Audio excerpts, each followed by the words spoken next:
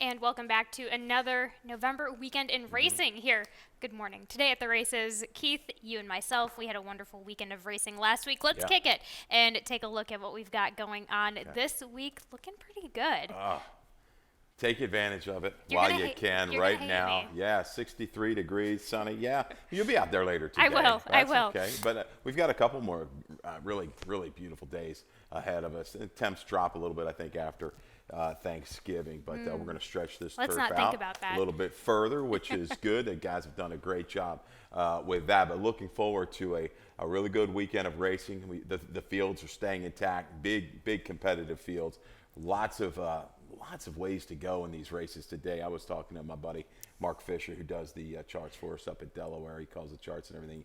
He says, Keith, I spent 5 or 6 hours on this card. I said, maybe you should just come in and do the show for me. You'll probably do a little bit better. And we were just talking about how every race after race was that tough. But you know what? Mind-boggling. Makes us work, and we may come up with a couple good nuggets along the way to make you some money. That's what we're going to try to do. I know you do later on Yeah. in the show, so we'll get to that. But let's kick things off first in this early pick 5. This is a maiden special weight, going 6 furlongs on the dirt for the 2-year-old fillies, straight 2-year-old fillies. Keith, you have the number 3 on top. This is in Independence Way. Brittany Russell, Sheldon Russell, first-time starter by Constitution. Yeah, we've got a couple by Constitution, and the 7 for Sabelli getting throttled right now. It's early, way early. We don't know how much money it is, but 1-5 right now for Public Defender. Hope you never need one of those. But number 3, Independence Way. Yeah, I'm looking. Constitution, 17% with the 2-year-old first-time starters. And I like the family here. The works are steady. This horse is a half to Fast Easy Action. Was a Norm Cassie horse that ran a big race in the start of NASCA, big numbers. Second Dam, Road to Hannah. And all through that family is a family that I've liked year in and year out. And Brittany Russell, about 21% overall with the 2-year-old firsters. 3 of our last 5, though, have hit with an ROI.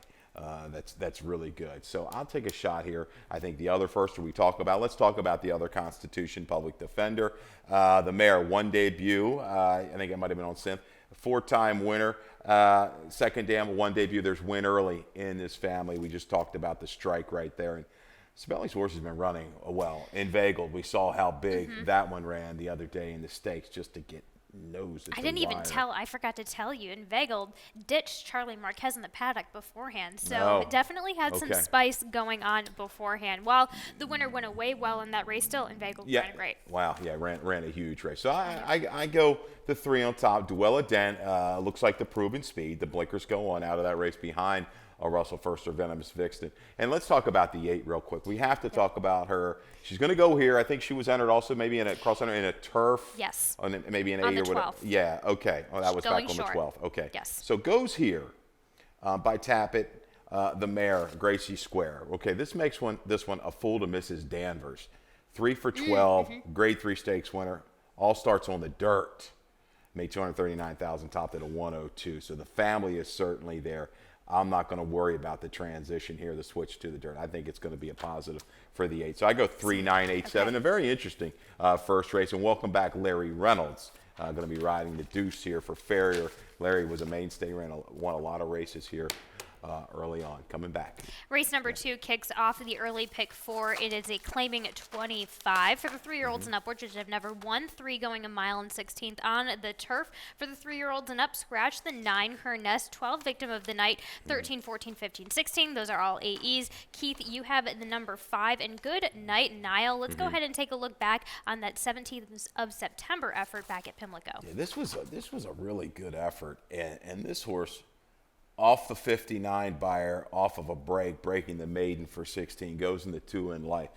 Took a lot of play. I think we talked about this one early and often. It just stayed there for a barn that you're not going to usually see. Get that kind of play. Look, a little bit of Raddick drifting in off Green. heels, but yeah, Green So works green. off of it on that left lead, but definitely determined to the wire. Didn't really embarrass himself in that other than state bred, state sired race on the 26th of October. You see the outside comment, now moves in a little bit, gets some cover. There's a slower flow in that race. We might get a little bit more pace in here to help set things up for Goodnight Nile at a price of 8-1, because I think the flow is going to be honest with horses like the one Imagine It All, Running River right next to that one. We've seen how keyed up Covert Cat, a horse I've been chasing, has been the last few races. So let's take a shot here. Morning line, 6-1, Goodnight Nile. Yep. Taking Milan Milosevic when he strikes usually at an okay price. You hit it right there. You've about got the Milan's 6 horse. on top. Willowwood certainly looks like the horse to beat. Callie, when you're just glancing at the numbers, the last couple kind of stick out. Company lines drops in for the tag today. I think the dropping in for the tag and then kind of was solidly pushed for the lead last time out. I don't think that's the way to go with this one. And I just have been paying attention to Delacour. When moves like that happens, he understands, hey, we've got to take this back to the winning type of way. So everything kind of matches up. Listen, Keith, this on paper is the horse to beat, but as you can see from our picks, this is an absolute spread race here. Yeah, I do think you got to go a lot of different ways. I'm going to try to beat this 6. You're right. Sure. Is he going to try to go and get the lead from the horses inside, or maybe it's time the 8 horse? I don't know. I think he's best served sitting just off of it. And when he broke his maiden, or when the race, I should say the 2-back race, or 40, sat off a pretty reasonable pace and was able to strike and pounce. That move, though, or allowance to claimer on the turf the last couple of years, it's a smaller sample for him. 3 for 8. 4 for 8 in the money with a 408 ROI. That works. Willowwood, yes. Super E, yes. Another price shot here with Forest Boys. She stays on board for her 4th trip in a row on Super E. He's just, you see that record, 2 for 39. He's run some pretty interesting races against the right kind. This is the right spot for him. He's been in these starters, gets into condition race here today, and I think can make a run from the back because that flow should be honest. I'm glad you have this one, because when I was looking through this race, I just go 1, 2, 3, and I'm like, oh, Super E could go, and then I just kept getting attracted to other horses. So I like that you have this one in your exacta, Keith. As you go 5, 3, 6, 1 at the start of the early pick 4. Race number 3 is a starter allowance going 5.5 on the dirt. Scratch the rail horse in Savoy.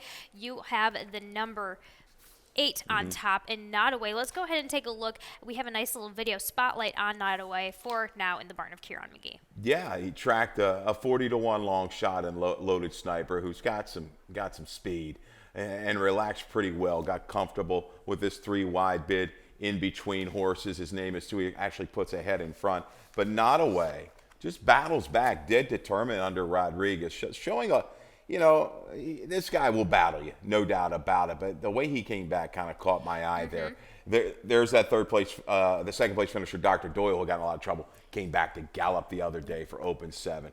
Kieran claims, protects, I think will be tough on or near the lead. He's going to have to bring back a really sharp effort because there's some speed in here to keep him honest, especially right to his outside. A horse you've got in the mix and Top Boss. And there we go. You have the number 4 underneath, as you mentioned, and just in spite of it, Silvino Ramirez, Dexter Haddock. Is this your pacemaker that we're looking at in this race, Keith? Well, I think he's going to have to send. His best races are on the lead. He's going to have to deal with a horse like Wild Behavior and Not Away.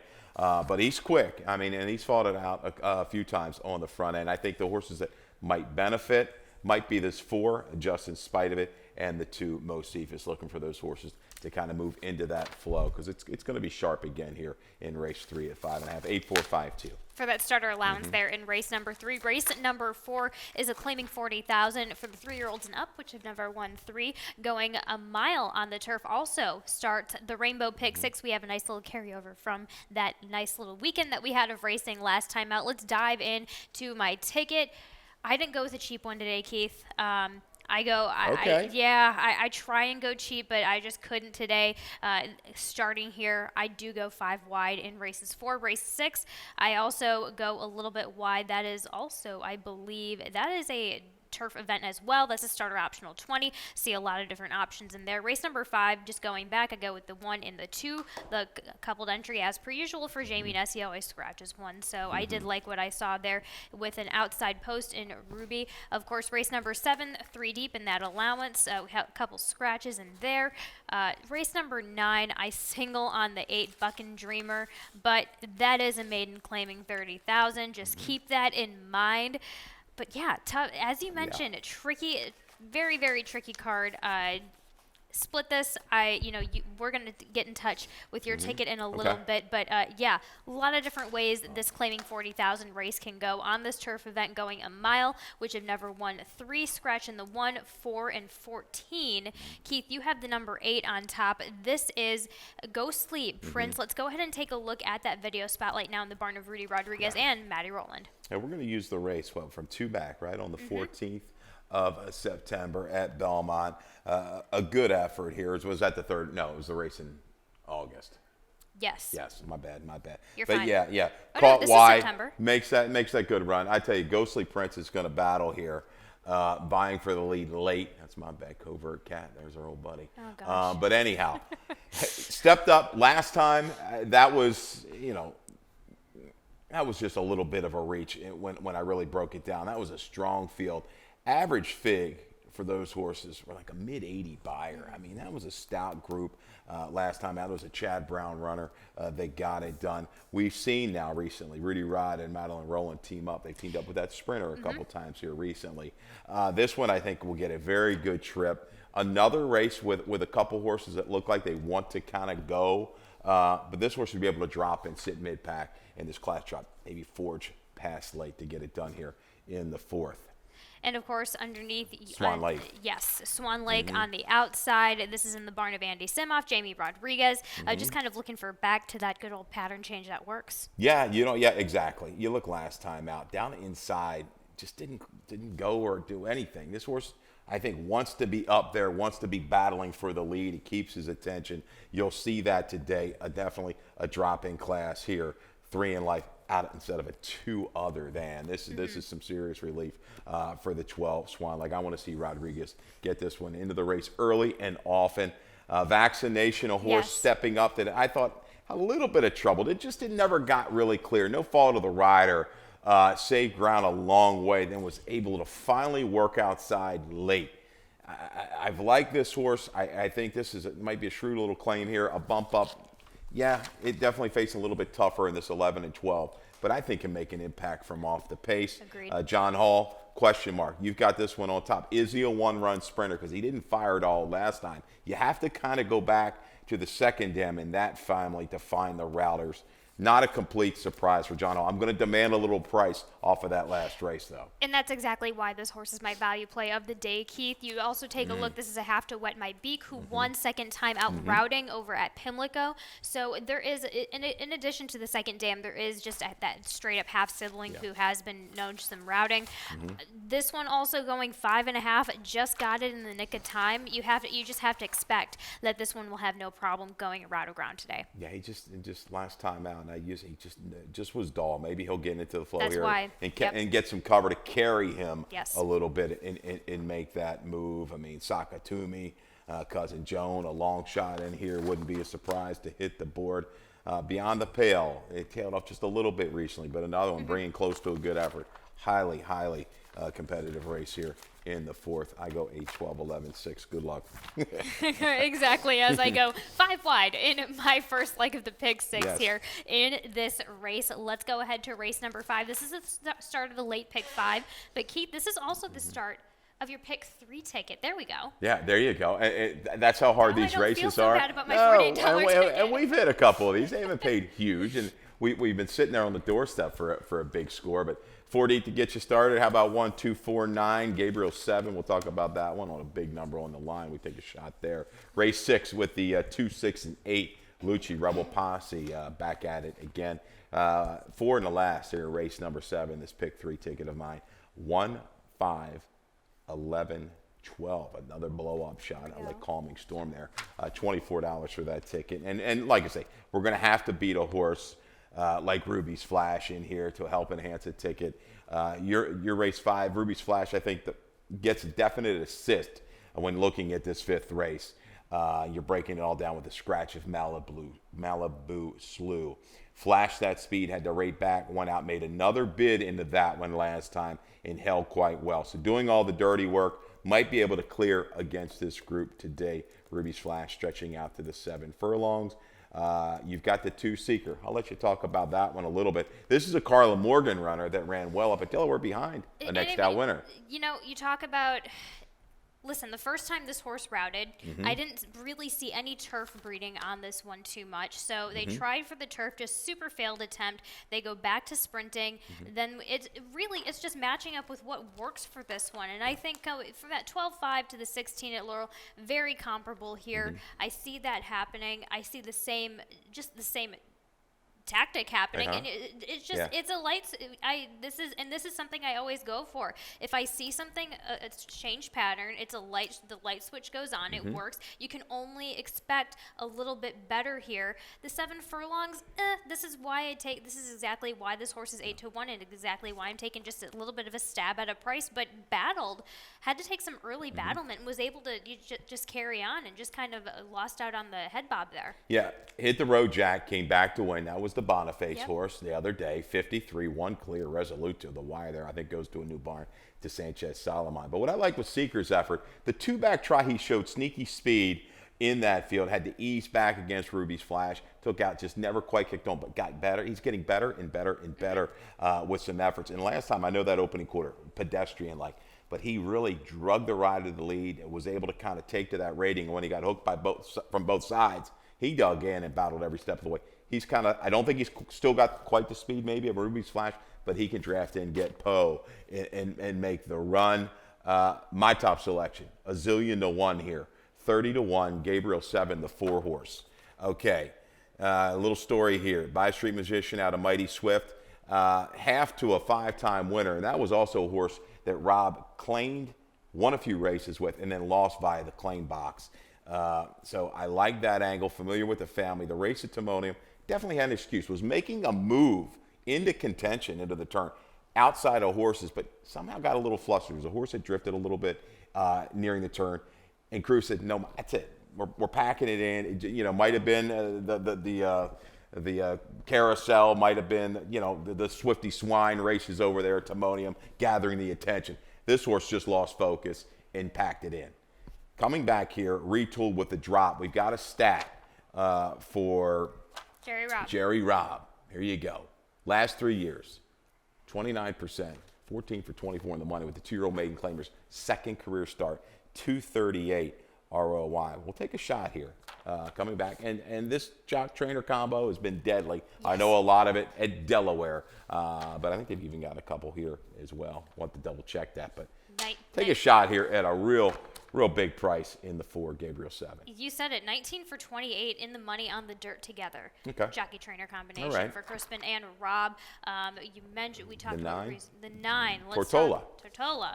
Vincent Bracchielli Jr., William Humphrey, 10-1, decent outing last time out. Crying here again. Blinkers went on last time, and we just ran out of ground there late, unfortunately. Yep. Source was climbing a little bit, kind of had that high knee action. Got the flow, 22, 4, 46, and 3. It was maybe a little bit, when you're really optical illusion type making that run, but he was willing, and it clicked on in the gallop out. This horse kept on quite well. I think he will appreciate the 7 furlongs today. So there you go, 4-1. 9-2. And we will be right back after this commercial break to talk about the rest of Thursday's card in the Jackpot Super High 5. Thoroughbred Racing is taking vital steps to make our sports safer. These include the use of independent veterinarians, strict anti-doping and medication controls, and a single national authority empowered to create uniform standards and enforce reforms. With each step, more data is gathered, accountability demanded, and progress made as safety takes the lead.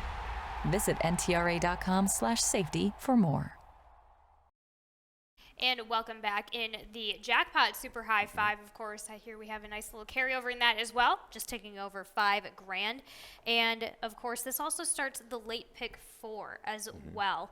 This is a starter optional 20,000, going 5.5 on the turf, scratching the 3, 4, 11, 13, 14, 15. Keith, you have the 2 and the 6. You go 2, 6, 8, 9. And of course, let's go ahead and take a look at your top 2 selections. Okay. Let's take a look at that run back in late October. Yeah, October 27th here at Laurel Park, going the 5.5 distance, same distance today. And, Lucci, Rebel Posse. The blinkers went on Rebel Posse, and these two kind of run together from the final 8th of a mile. I like the inside trip.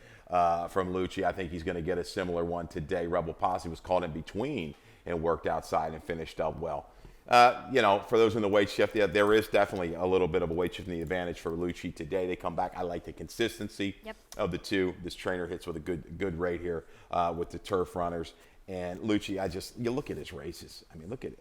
He coming off the lap, wins, beating the head, beating the neck, wins by a half, just gets beat by. He is in the mix of it every time. I think he just sits perfect down inside. Works out a similar trip that we just saw today. Rebel Posse, the blinkers went on. That was the move.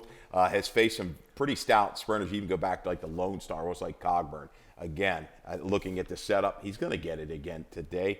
The horse, that's a real question mark. You don't have this one in the mix, and I can see why. This horse to me looks like he's all or nothing, and that's the 8. Yes. Midday Image. Jacobson's horses, they're a little bit of a guess sometimes. They get hot, they get cold. This one, the last 2, not awful 2 races back. Next out, Boats Are Rocking. I just don't know if that's the kind of way he wants to be ridden. He got thrown into the race early. He pressed and faded. His better races over this turf course and his other, when you look at that sprint, was just off the pace 3 or 4 lengths out of it. I think he's going to be able to kind of get that ride today. But he's a tricky horse to gauge, and Cheers for Kitten just wins. We'll go out to the front. This turf course, this rail setting today on the Fort Marcy's at 87 feet. We saw, was it last week or the week before, maybe 2 weeks ago, it was set at 87. That Correct. Speed was pretty good in those sprints, even all the way through on that particular rail setting. So pay attention as the day goes on, and we start seeing these races this weekend on that turf rail setting of 87 feet. 2689 for Keith Fustel in our jackpot super high 5 in our kickoff to our late pick 4 race. Number 7 is going to be an allowance for the 3-year-olds and up, which have never won other than maiden claiming, waiver claiming, so on and so forth. 3/4 of a mile on the dirt. Scratch in the 3 and the 9. Keith, you have the number 1, the rail horse in Calming Storm for Robbie Bales, Yomar Ortiz. We've got a nice little Keith Fustel replay. Yeah, we've got a replay here. We're going back to July. This was the maiden breaking score. Really kind of caught my eye. A good tracking spot here. This was an off-the-turf event. Okay, but the number kind of jumps out at me, 82. But what also jumps out at me, the way that Calming Storm does it. Just measures the speed. I believe that was Pay Zone coming down. Maybe it was a Georgie Weaver kind of horse from New York, if I'm not mistaken, sharp speed. But watch this guy. Boy, he really responds and strides out nicely. Short comment, eager. Just a mild drive late, going away at 5.5. I think 6 furlongs is fine for this one. Moving back from turf to dirt has been very sharp the last 2. What happened after that dirt race was he just kind of got in a habit of some, and he's had habits of bad braking. Last 2, he's kind of figured it out. The guys have worked with him, the trainer, I'm sure the whole gate crew, everybody's worked as a team. And he's been on his game. He's broke well the last couple times. Yep. I think if he comes out of there clean again, he drafts up. I love this trip. Some serious speed outside. We get a little bit taken out with Friar Tuck, but Stalking Pounce is in order for the 1 Calming Storm. There you go. You also have the number 5 underneath, and take charge 2 for Kieran McGee. Javian Toledo gets the call, of course. Your dead set pace setter of the day. It looks like it. There's a couple other ones here that figure to be fairly close. But I don't know what happened at Delaware. The bigger field, it just wasn't sharp out of the gate and into it. The 2-back try, he rode the wave of the racetrack, but he gets a major assist with Friar Tuck coming out. I know Friar Tuck might have been the speed of the speed and survive it. But I think now he can kind of battle and stay on with a clean break. Street Hustle's come back. He's run a big number over this racetrack. Very willing tries. The ability here, Gomez, good enough rider to draft and save a little bit of ground. I don't know if he wants to go wide every step of the way unless that track is playing like that this afternoon. The 12, another big number. Energy Efficient. We saw Hammy and Sheldon strike at a big price. North Highland with a horse from off the pace. This one kind of looks like to me a 1-run sprinter going turf to dirt. Wouldn't surprise me at a big number to hit the board. 1, 5, 11, 12 for Keith Fusel there in race number 7. Race number 8 is an allowance optional claiming 62.5. Going a mile on the turf for the straight 2-year-old. Scratch in the 1, 5, 7, 9, 10, and 11. You have the 13 and Takayo. Let's go ahead and take a look a little bit at that replay for Rudy Sanchez Salmon last out. Thank you, Phil Brooks and the whole TV crew for getting this one late. We did an audible. One of our videos, we didn't end up using the horse. I'm not going to say who it is, but anyhow, we passed. But watch Takayo's race last time out. the son of Spooky Tooth, the old band, 70s band that my band Pigeon liked. But Takayo, the blinkers were off 2 races back and really took beautifully to rating. The hood is on, took to the turf course, handled that pressure from Street Rocket because those internals were pretty honest, 23-2, 47-1, 12. Escapes here, top of the stretch to go clear, switched over that left lead, now kicks back, only to get run down by Wine Collector. 69-1 that day for Takeo. We won't get that today. We'll have to deal with a little bit of speed, but I love the heart and tenacity this one showed all the way around the racetrack. To the inside, Blaine the Tux, just to his inside, might be a little bit quicker and comes out, of the maiden breaking score in debut at Colonial. Finicky has come back to win and run well. Copperlight, that third place finisher, came back and won the other day on the turf in a maiden special weight at Horseshoe Indy. I'm not going to worry about that race on the dirt. I think this one is going to go. We're on a course that might be able to handle a little bit of speed. I think these two might just be on their own little match race up front today at, I think, fairly square numbers. Okay, there we have it. Prices in the 13 and the 12. Keith Fusel giving you some value, trying to beat the number 6 and massive for Brittany Russell and Sheldon, of course. Just consistent as consistent does. And then you have Sigel underneath for Angel Sanchez at Pinero with Andres Chavez on top. Another price of 15-1 underneath. Yeah. So let's talk first about your top selection. Sure. Massif. There was, I believe, a shoe repair in the paddock last time out for this one, the son of Sky Mesa. You know what, though? He had every right to win that race with that kind of a setup. He made that move. He got a little erratic through the lane.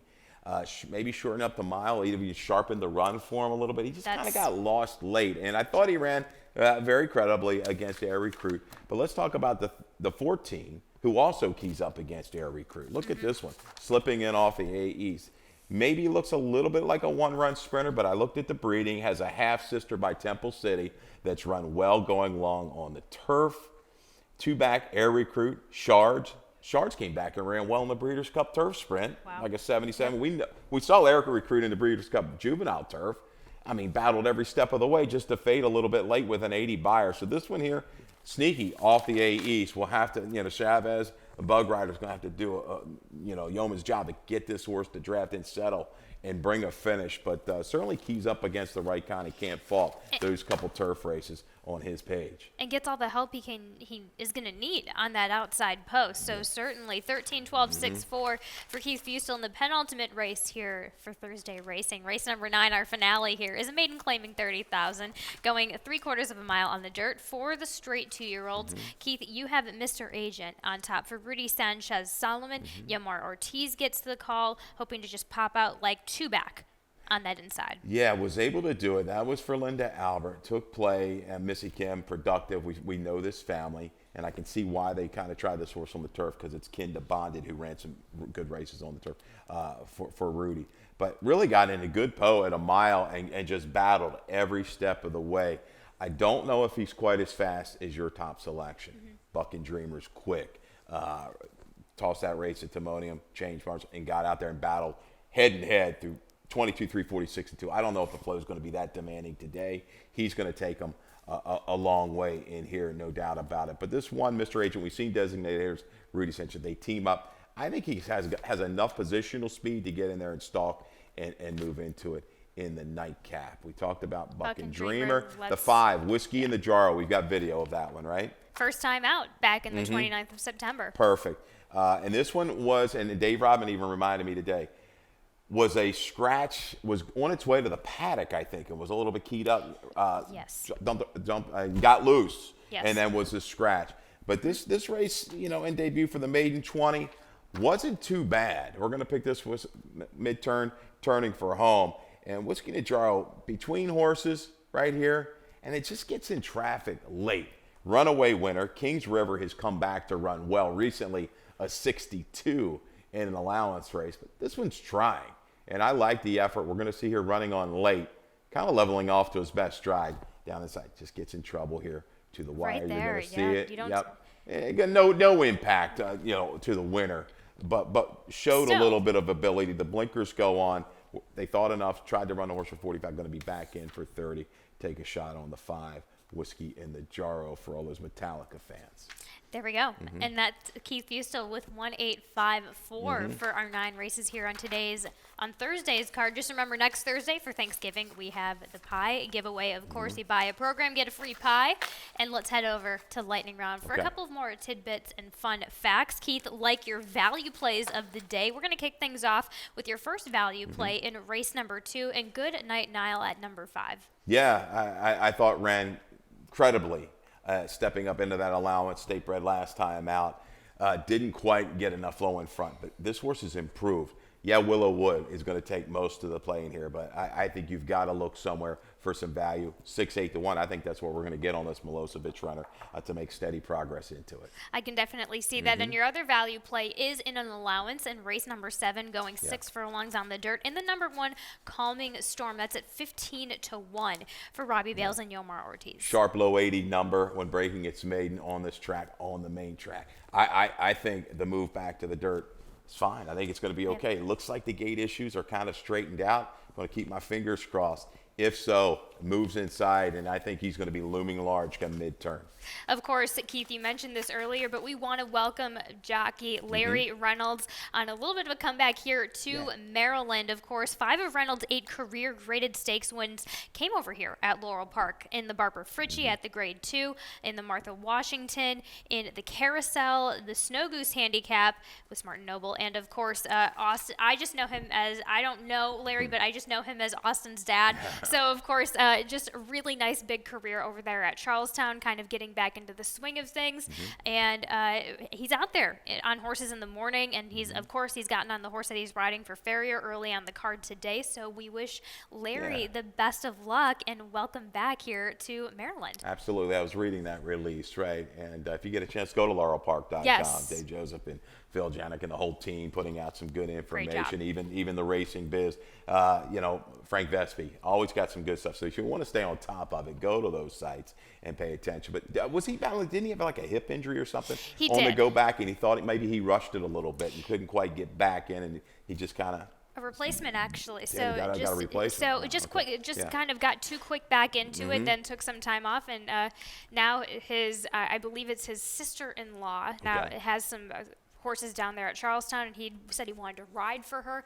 And then once you get out there and you want to ride a couple, then the bug hits, and you're literally off to the races as Larry is right now. So of course, he's kind of making a quiet full comeback here. Of course, riding out every morning and then just riding in the afternoon when he does so. Get the opportunity, of course, as he does for Anthony Farrier later in the day today. Excellent. All right. Yeah, we'll kick it off in race 1. Champagne, please. Okay. There we have it. All right. We'll go to Dave Rodman now for some more changes and scratches here for Thursday's card. All right. Good luck, everybody.